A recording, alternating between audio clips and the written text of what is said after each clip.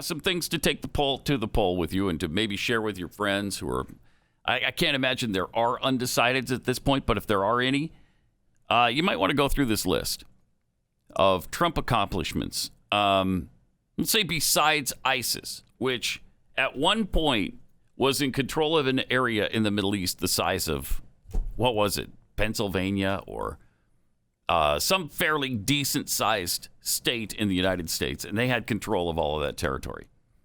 They're nowhere to be seen now. They were demolished. Filling federal judge vacancies, about 200 so far and counting. That's more than any recent president at this point in the administration. He's done 3 judicial appointments to the Supreme Court now, maybe the best of all, Amy Coney Barrett. We'll see. He did the tax cuts, not just the wealthiest 1%. Every taxpayer got a tax cut. Virtually every one. Economic growth, up until COVID, we were really humming along. And by the way, post-COVID, we just went up 33.1% in the GDP last week. 33.1%, largest of all time. Of course, we had a big hole to climb out of. Consumer confidence is up. Deregulation. Trump has cut 67 Obama-era regulations and added only 3 new ones. The rollback on regulations has spurred business confidence, economic activity, in the stock market. One senior official said Trump's actions have saved $8.1 billion in net regulatory costs. Stock market has hit highs 70 times this year alone.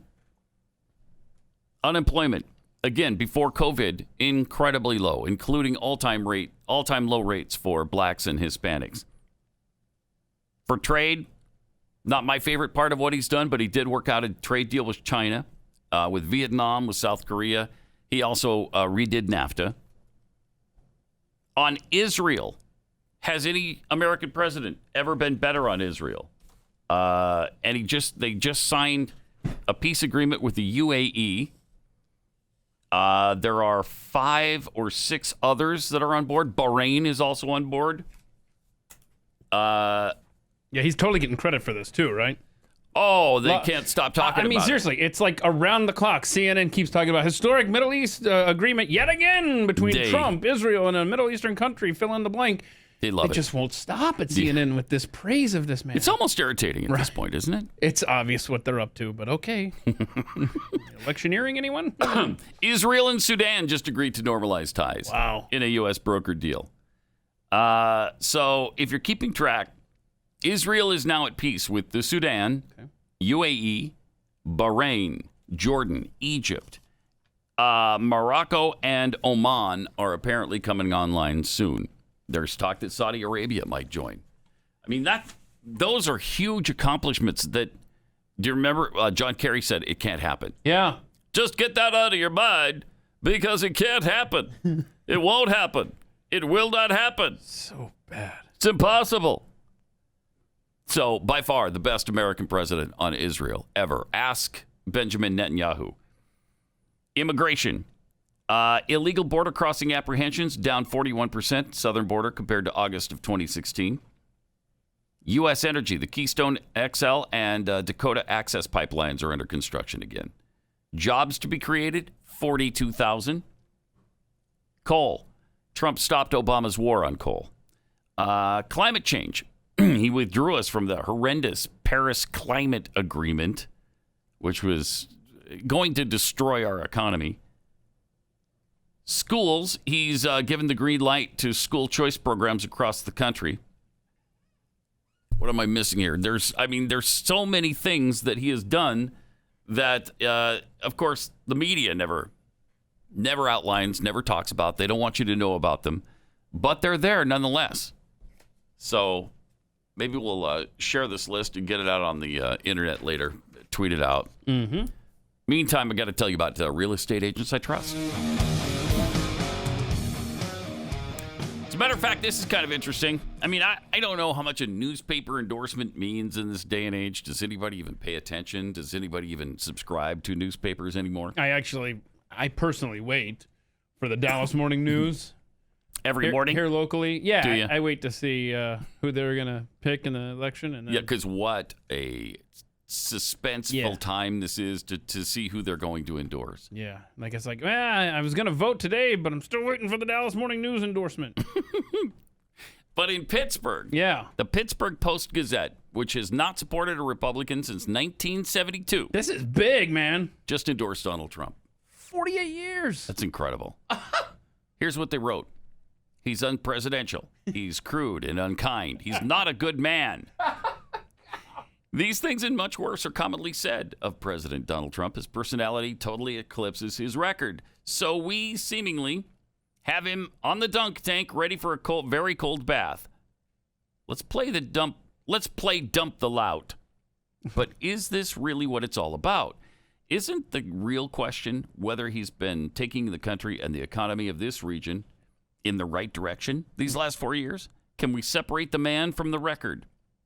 We share the embarrassment of millions of Americans. I mean, this is not exactly a glowing, Right. a glowing write-up. You could tell they don't like him. We share the embarrassment of millions of Americans who are disturbed by the president's unpresidential manners and character, his rudeness and put-downs and bragging and bending of the truth. All right, Pittsburgh Gazette, Okay. we got it. None of this can be justified. The president's behavior often has diminished his presidency and the presidency. Most Americans want a president who makes them proud. We, too, prefer the first-class temperament and demeanor of a Winston Churchill, Dwight Eisenhower, FDR, Ronald Reagan, or a Barack Obama. Yeah, no, thank you. Okay, all right. Whom this newspaper enthusiastically supported in 08 and 12. None of them are on the ballot this year.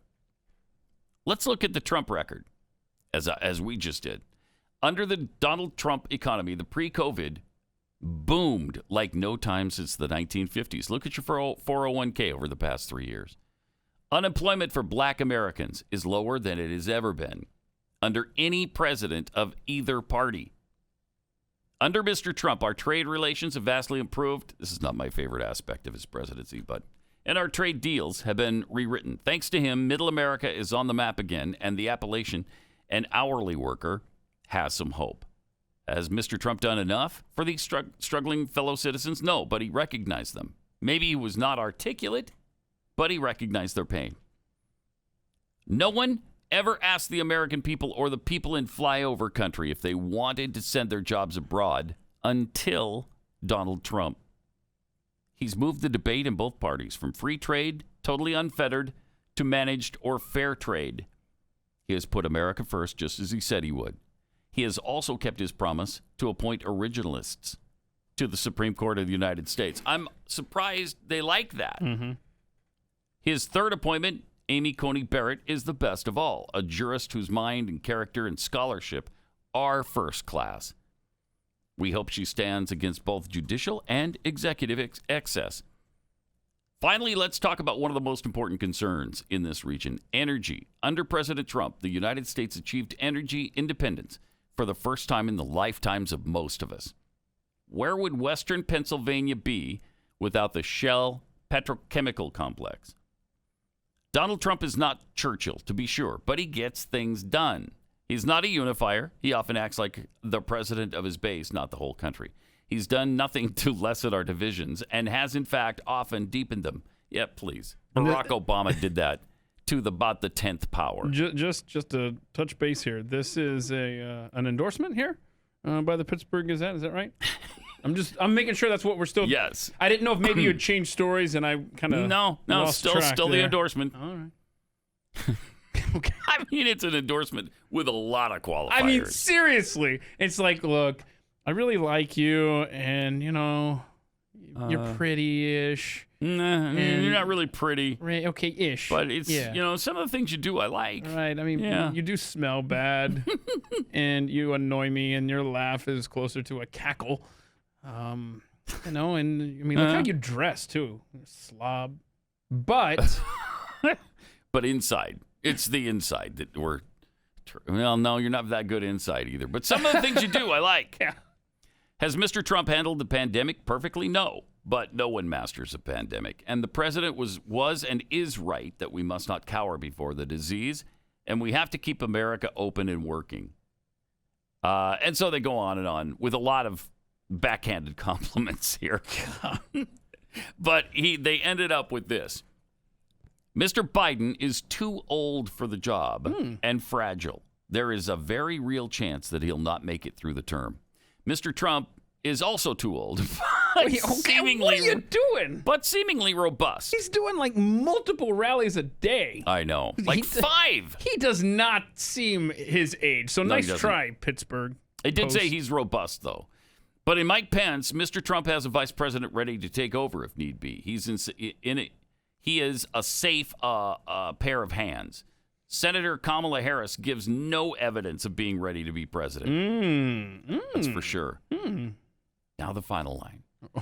This newspaper has not supported a Republican for president since 1972, but we believe Mr. Trump, for all his faults, is the better choice this year.